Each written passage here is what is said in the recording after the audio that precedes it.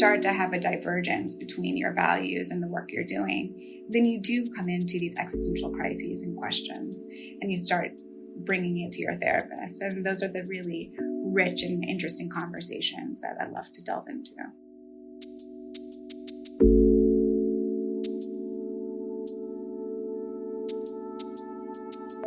Today we welcome Chloé Bringmann, our newest therapist at Modern Mind.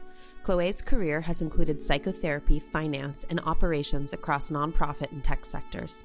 She earned her master's in counseling psychology from the California Institute of Integral Studies and has an executive management and leadership certification from the Wharton School. With extensive experience in the corporate field and her own career transition to psychotherapy, Chloé is uniquely poised to provide career and executive coaching, as well as supporting her clients through career transitions. She also works with individuals and couples facing issues including depression, anxiety, relationship challenges, trauma, and life transitions. We are so thrilled to welcome Chloé Bringmann. So, Chloé, we're so thrilled to have you on the Modern Mind team. And we wanted to take the opportunity for our listeners to get to know you a little bit better. So maybe to start us off, tell us how you decided to become a therapist. Well, thanks for having me both on the podcast, and I'm really excited to be part of the Modern Mind practice, which is already thrilling, a great group of people. And to your question, I've often described my path into therapy through the lens of the wounded healer. So early in my life, I dealt with my own struggles. So early trauma, depression that stemmed from that. And that led me on a deep personal quest for understanding and healing. And in working through my own wounds, I experienced the power of therapy and holistic self-discovery.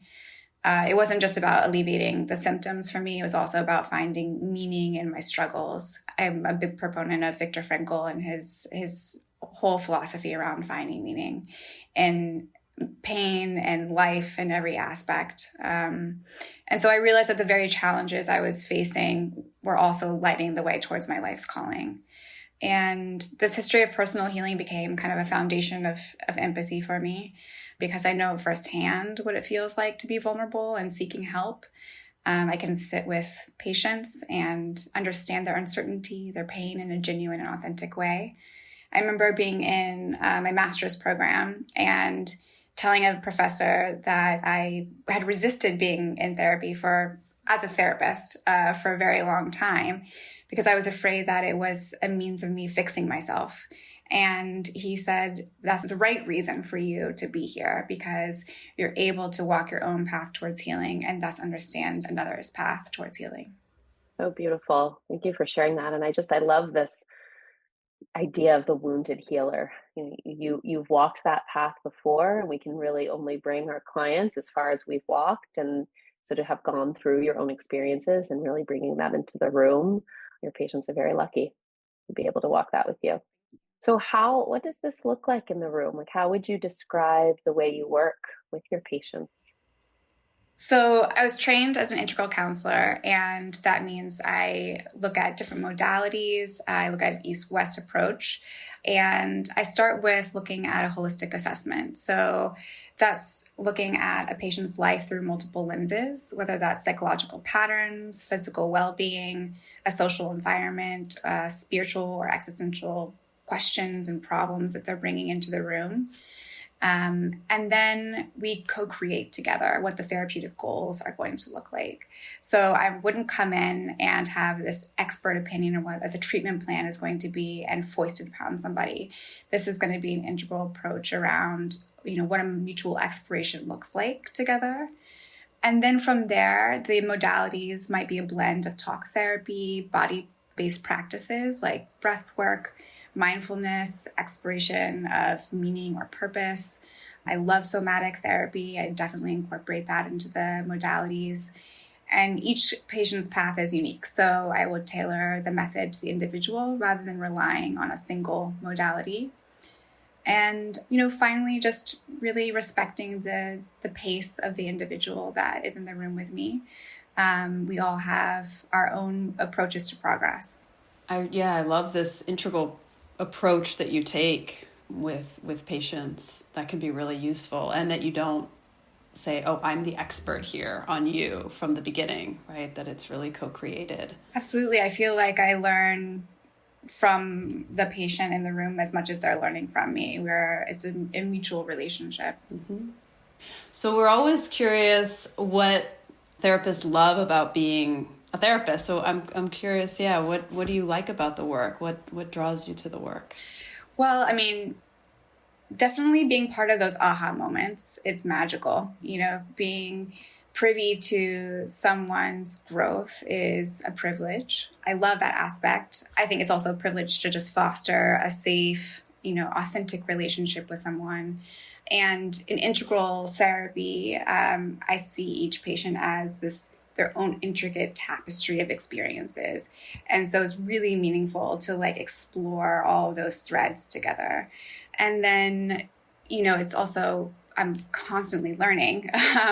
There's so much happening in the space of psychotherapy, whether it be in neuroscience, spiritual traditions. And so I am a perpetual lover of learning. And so it definitely feeds that aspect of my personality. Yeah, I love that it's an ever evolving process. Like the patients are always evolving. We're always evolving as people outside of the therapy room, and then we're bringing that into the therapy room. We're evolving as therapists because of our training. So there really is just infinite growth. Absolutely. Yeah. And the growth is, as you say, both the patient, us as a therapist, and then our relationship together, that third being within the room. And that's so cool to experience and to witness. Absolutely. Is there a specific specialty or population that you work with? It's a great question. So I really love working in the mind-body connection approach. So that, can be applicable to a lot of people in New York living in this high stress metropolis, whether that's stress, anxiety, trauma, being able to work through a somatic approach and practice and integrating all the different modalities really assists with that. And then also supporting patients who are having significant life changes.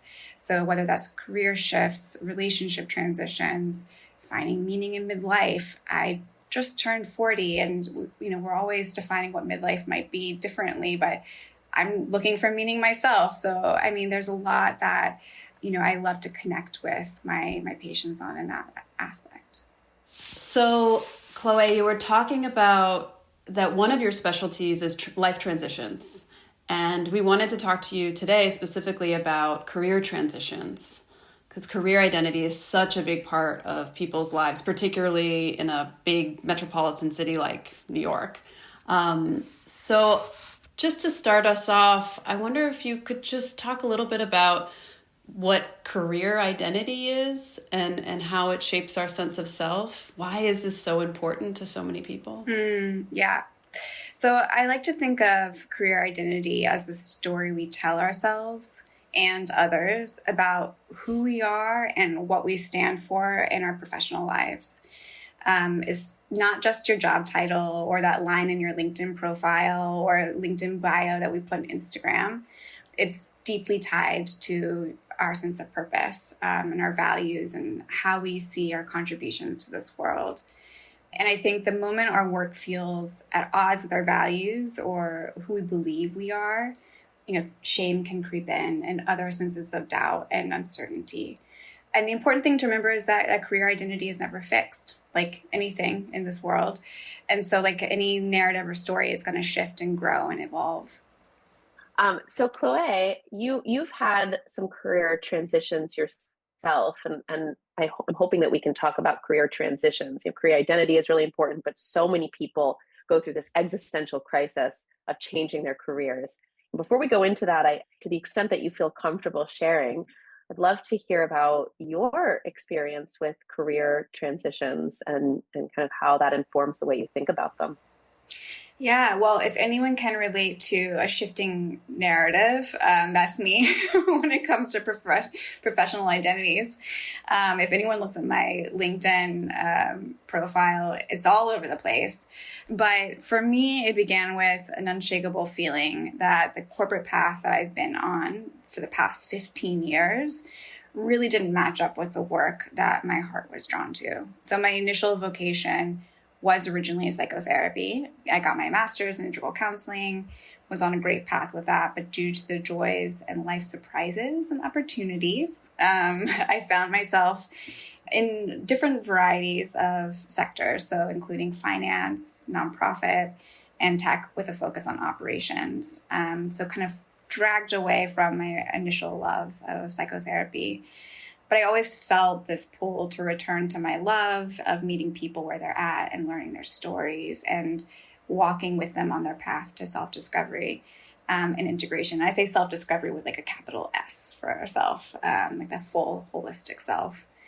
Yeah, so it has been from PR in fashion to tax accounting to being in tech and now being a psychotherapist. And each of those roles I bring with me, and it's an additive to each other role that I have. I think it's a huge strength of yours that you come with so many different life experiences, so many different career transitions, also in understanding what people are going through when they're having a career transition or a different transition in their life, which can feel really daunting and scary. Yes, absolutely.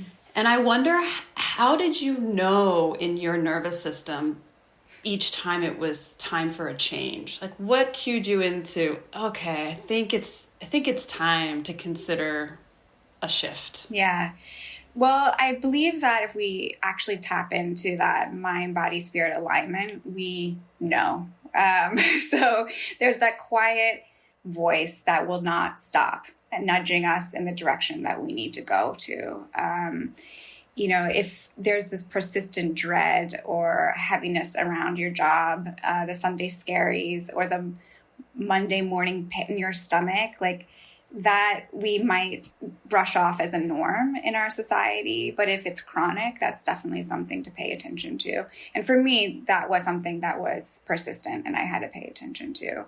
Also, too, like if you're feeling disconnected or unchallenged and you keep imagining yourself in another role or industry. And for me, it was, gosh, I really want to get back to sitting with my patients, like that pull, if you're feeling to something other, then it's worth sitting and exploring and doing that self-assessment.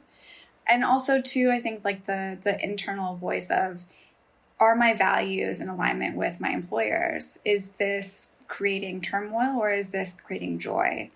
Am I burned out or am I experiencing energy from the challenges that I'm being presented with?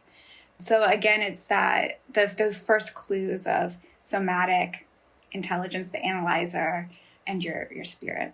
What are common reasons why people want to leave their job? I know you spoke to some of the cues and maybe some of the things that weren't aligning for you, but what have you found either in your own experiences or your experiences working with clients or peers that you have really stood out to you as themes?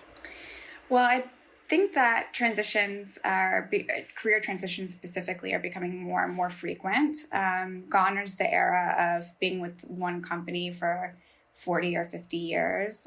We're seeing people shifting every 10 years almost, and that can coincide with major life events. So whether that's starting a family or facing a health scare or reaching a milestone birthday, hitting that 40 year or 30 year, and realizing that more alignment and meaning in your everyday work is in need. So I think that's a big piece of it. I've also experienced a lot of patients who, in the work of therapy, come to recognize that they're not in the right career. It's like the more work you do on yourself and the more connected you are to yourself, oftentimes that can highlight things that you maybe weren't even aware that you were dissatisfied with. And so Absolutely. it's like you have an internal change in an emotional identity. It also means you change, maybe that's relationships on the outside, but also careers.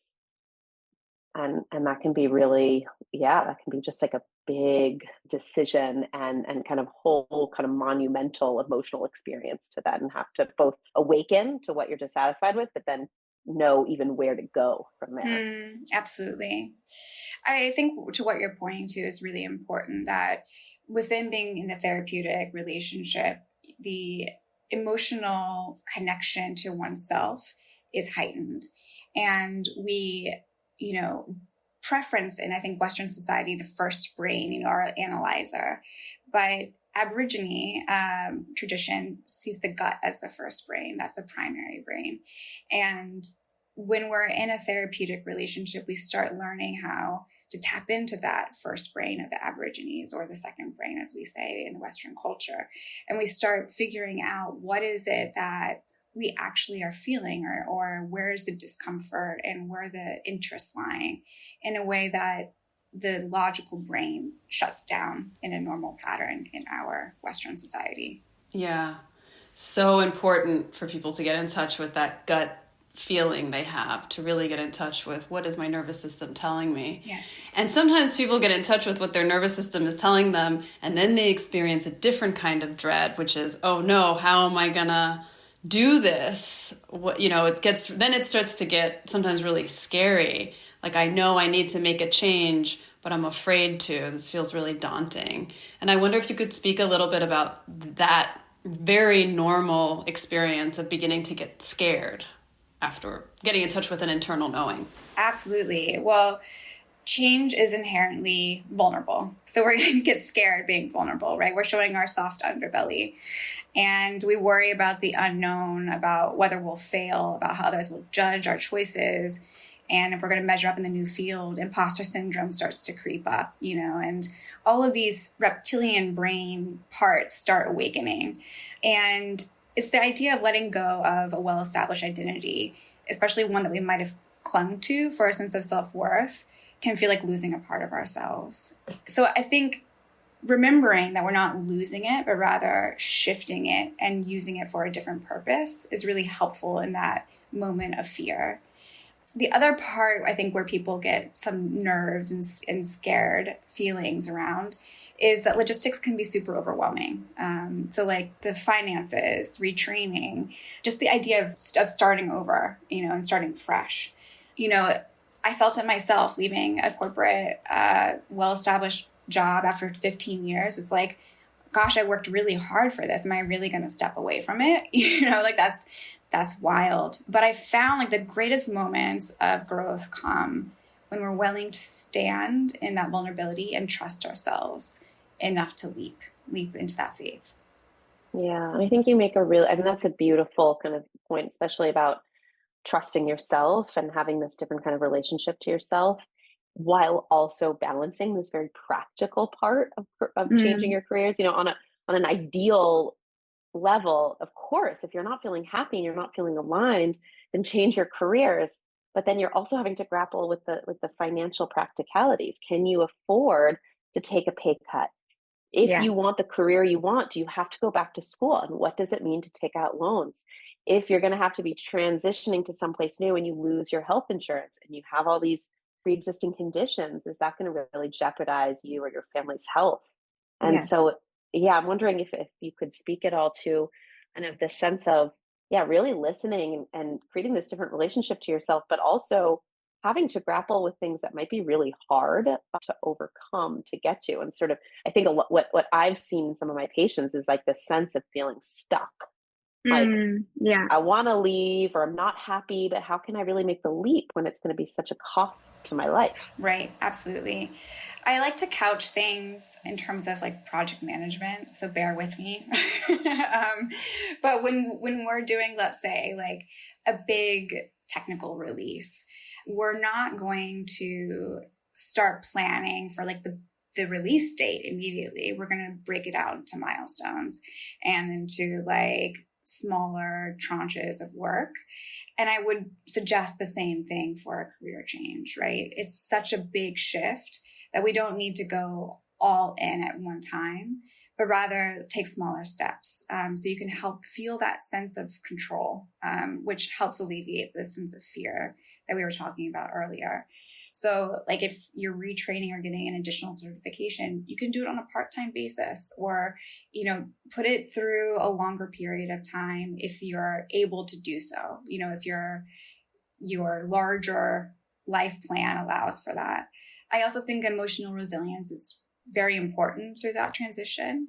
So you need to lean on your trusted relationships and your support system, whether that might be family and friends or therapist or group therapy. Really talk to them about what your fears are and any struggles that you're feeling around, any anxiety that's coming up. And then it's really important to celebrate each milestone, even if they're really small.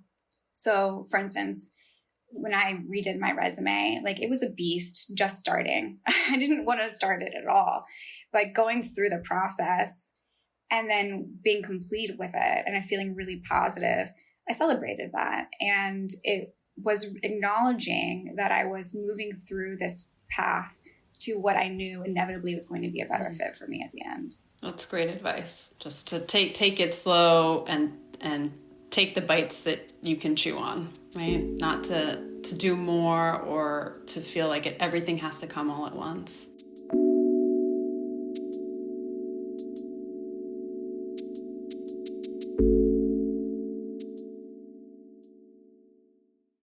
Hi, LoveLink listeners. Our group practice, Modern Mind, is located in New York City with offices in Brooklyn and Manhattan, offering in-person and virtual psychotherapy. We provide individual, couples, and group therapy, as well as ketamine-assisted psychotherapy in conjunction with a psychiatry prescriber.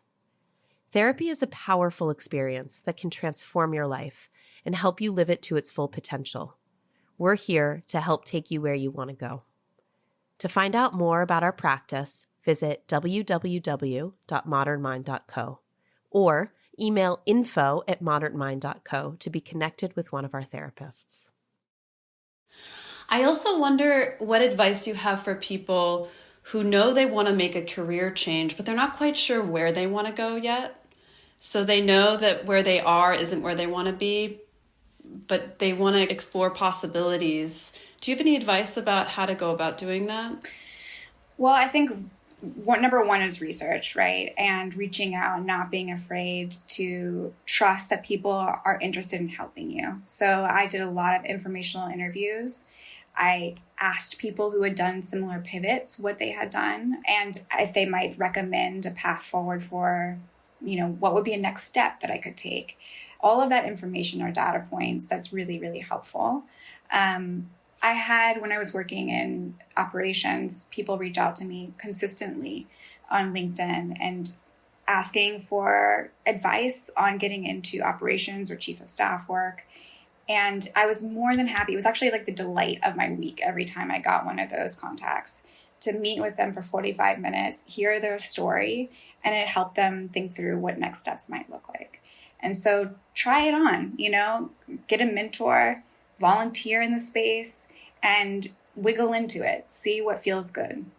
Yeah, I just think that's such useful advice to think about, just reaching out to the connections or reaching out to connections that you don't even know, but just to hear about what their experience has been in an unfiltered way. Because also, as soon as you start interviewing at jobs and you talk to the people that you're interviewing with, it's hard to get a kind of real unfiltered feedback from them. And so Absolutely. To be able, you're not even necessarily looking to get anything from that person. It's just their experience. It's just so informative to help starting to kind of crystallize and articulate, okay, yeah, what am I interested in? What do I want to pursue? What do I want to follow up on? I also really like that you say it was one of the highlights of your week when somebody reached out, because I think a lot of people are afraid to reach out. They're like, oh, it's going to be an imposition, or, maybe they won't like me if I reach out in this way asking for help. But mostly people want to help each other. People are delighted to help. Absolutely. And I had many people say, I'm sorry for taking your time. And I'm like, I'm taking your time. You're figuring out what you want to do next. You've got a lot on your mind and you've got a lot to figure out. And I'm happy to be part of it. Like, this is a privilege. And so I think a lot of people feel the same. Granted, you are in the therapy profession now, and there is the helper and healer vibe in you. But yes, I totally think that more people want to help than not, and it's worth the risk, because what are you going to lose? You might as well reach out. Yeah, right. If you get a no, you get a no, you move on to the next person. Absolutely. To go back to when someone's in a job and they're feeling dissatisfied, but they're not sure they want to make the career change. And maybe they're not sure whether it's something that they need to change within themselves or their relationship to their work, or that it's not the right industry for them. How do you discern between those two? Like when, and maybe have you had the experience of, is there something that I need to do with my supervisors, with my relationship to the work, versus when it's time to kind of call a spade, and this is not the right career for me? Yeah, that's a great question. And I'll have a somewhat long-winded answer, if that's okay. So I think first it's helpful to have an understanding of what I think constitutes as burnout, because we use that idea and that word in our everyday vernacular all the time. And I don't know if we actually all are playing on the same field or singing from the same songbook, so to speak. But I consider a burnout not just being tired or overworked, but like the toll of chronic stress and disconnection and emotional exhaustion that leaves us feeling completely empty and depleted. And it happens when our capacity is completely overshadowed by unrelenting expectations. And then we lose sight of our own needs and boundaries in the process. And I am bringing this up because a mentor of mine mirrored to me when I was in my last role what he was seeing in myself, which was essentially burnout, but was when he said, I see your integrity, and by that he meant my whole self, being sliced away little by this role.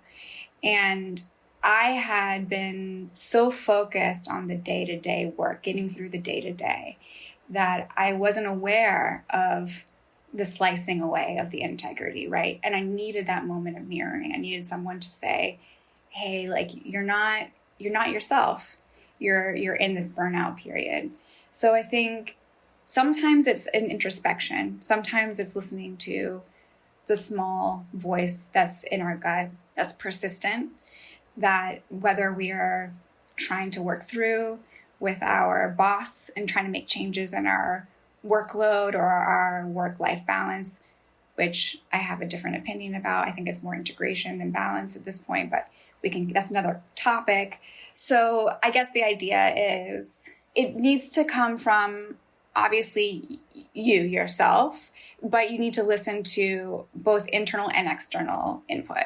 So for me, I was ignoring my internal voice, and I needed that mirroring from my mentor to drive home, oh, wait, it actually is time. Like, I don't want to be sliced away so much that my essence is gone. Like, I've given it away to this company.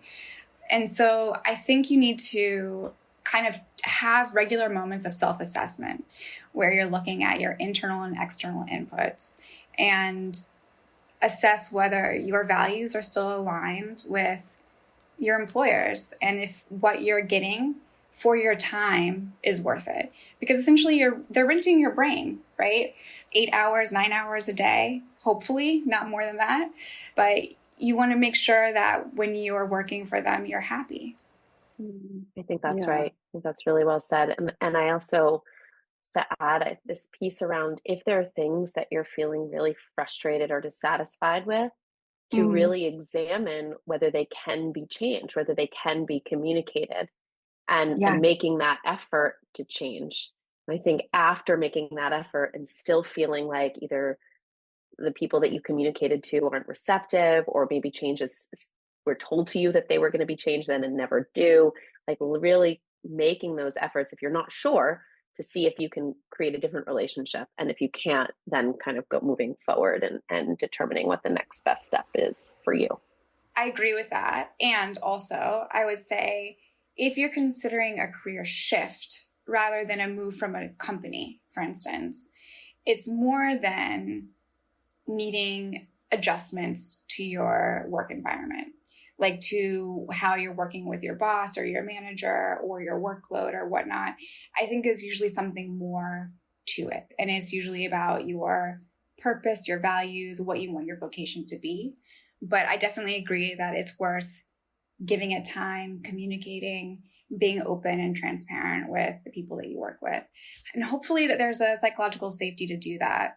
My one fear around, recent shifts in the administration of the government, with DEI being removed from a lot of, federal programs, and then thus it allowing a lot of corporations to do the same, is that we're going to see a lot of folks who are disenfranchised feel less safe to be their whole authentic self. And that's going to prevent, I feel, people not being able to come to work happy, taking risks, and really being a human-centered organization, which ultimately is needed to thrive and be performant. I share similar concerns. It's scary to see those programs slowly being wiped away. Yeah. And I wonder, actually, kind of along those lines, what advice you would have for leaders and organizations, for Simone and I, what prevents burnout? What is helpful in keeping employees satisfied and feeling motivated and like they want to come to work, they want to feel engaged? Yeah. Well, I'm a big fan of Nancy Pelosi and of her leadership, both in California and in the national government. And I was watching a interview with her about 3 or 4 years ago in which she was talking about holiday break. And she tells all of her staff that they must have recreation because without it, you can't have recreation.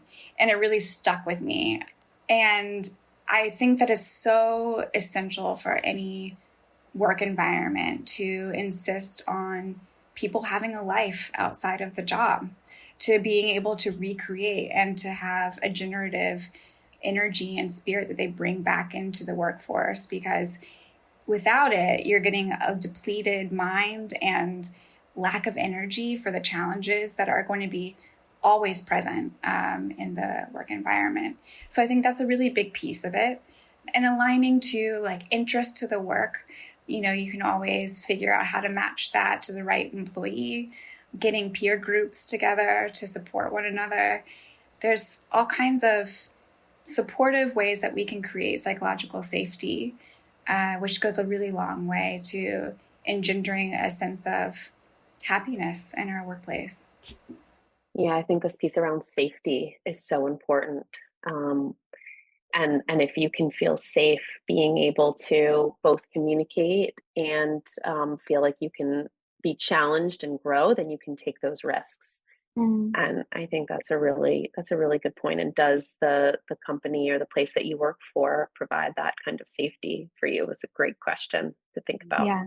And without that safety, right, you're not, as you say, going to grow as an individual, but then the company won't grow either, right? You need to be able to take risks to be innovative and to be thinking outside of the box. And I think we often lose sight of that in our deadline-driven environment that we often see in companies. I also was thinking about, this difference, and you kind of touched on it, between the sort of role that you play and then the mission that you're on. Maybe to kind of my point before, you might be feeling like the tasks that you're doing aren't the problem. You want to be doing something that feels more meaningful to you. And so you can translate actually the tasks that you have on the day-to-day to something that's more meaningful. But then also there's this piece around actually what I'm doing on the day-to-day. These tasks don't align at all. And I want something totally transformative, totally different. I want to be doing something completely different. And yeah, I think that's kind of, I'm not really I don't know if there's a question in there, but just to be able to distinguish between what am I doing on the day-to-day versus sort of what's the content that I'm working on, what's the meaning of the work that I'm doing. And I've just noticed more and more of my clients starting to think less actually about the task and more about like, what am I making here? What am I producing? And is this actually making the world a better place? I think with just kind of our climate crisis, I think a lot of political fears, like people are thinking more about like, how can I help the world? Like, what can I do to make it meaningful? And so I've seen a lot of career transitions is less about the day-to-day tasks and more about like, I want to make the world a better place. And that seems to be a common theme I've seen. I agree with you. And I also think it comes back to the paradigm, the two different ideas that we have in terms of a professional identity, right? And how we identify with whether it is just to pay the bills or whether it's something that is meaningful and gives us energy and is, core values. So if it's just to pay the bills, I think a lot of people are okay with the day-to-day tasks and having that be what it is, and then finding meaning outside of work. And that is wonderful. And it is exactly what it is, right? It's easy to compartmentalize, check. Then if you are on the other side of the spectrum and you're saying, I want my work to be meaningful, when you start to have a divergence between your values and the work you're doing, then you do come into these existential crises and questions, and you start bringing it to your therapist. And those are the really rich and interesting conversations that I love to delve into. We talk a lot about work-life balance. Yeah. And maybe that's not the only way of thinking about it, because a lot of people are bringing their work into their life. They're talking about it with their friends. It's part of their identity. It's happening at different hours in the day. It's not so compartmentalized. Yeah. And so how the experience of somebody who really has like a compartmentalized way of thinking about work, where it's like, I work for these hours, I'm there, I'm doing this, and then I'm focused on my outside life, versus somebody who's having an experience of it being more integrated, and how that might be more challenging if you're then doing something that's not in alignment with who you are. Yeah, absolutely.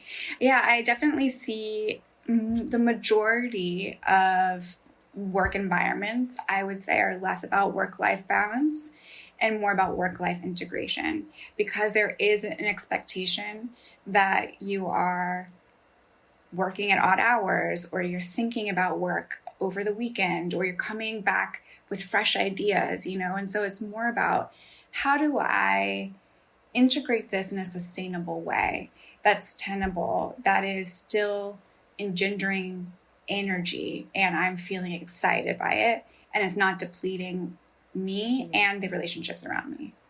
Are there any questions that you would ask a patient of yours coming in looking to do a career change? I guess both how would you work with them, but also like what do you think are some helpful questions that you would ask them, or that you would suggest our listeners to ask themselves around this? I think the first thing I would ask anybody, whether they're coming to a therapeutic relationship or on their own, is to take a moment to really sit with themselves and to tap into not just what their brain is saying, but what is the somatic experience? What am I feeling when I think about work? What are the things that my body reacts to when I think about work? And start trying to process that around, what does that equate to? Is it excitement? Is it fear? What is that fear being driven by? Once we have those data points, then we can start digging into it and saying, are there solutions to that? Or is it a dead end and we need to think about a shift or a pivot? And they don't have to be big pivots. They can be small, but we ultimately want work for however long you have it to be something that you love. I'm so grateful to be a therapist, because I feel like this is a field where things just kind of get better and better as you get older, which is unlike most other career paths where people, they get older and then they're getting pushed out. Whereas like the best therapists I know are like in their 80s, that's like have the most life experience, like, have learned a lot. Absolutely. I mean, this is a field where age equates to lived experience and wisdom. And that's something that's really valued. And I wish was the same in other industries, because, it really shouldn't be any different. And I'm sorry to see that we're seeing so many people pushed out at younger and younger ages, around like 50, 55. And so this is a really ripe time for people to think about, what's my plan B or plan C, and how do I make it a really exciting experience? Do you have any final piece of advice for people who are thinking about making a career transition? Yes, my piece of advice would be, obviously don't do it without a plan, but take the leap. Don't be afraid of the risk. It's going to be so worthwhile, and it will make your life rich and full of adventure and even more dynamic than you can possibly imagine. That's great advice. Beautiful note to end on. Thank you for joining us. Thank you.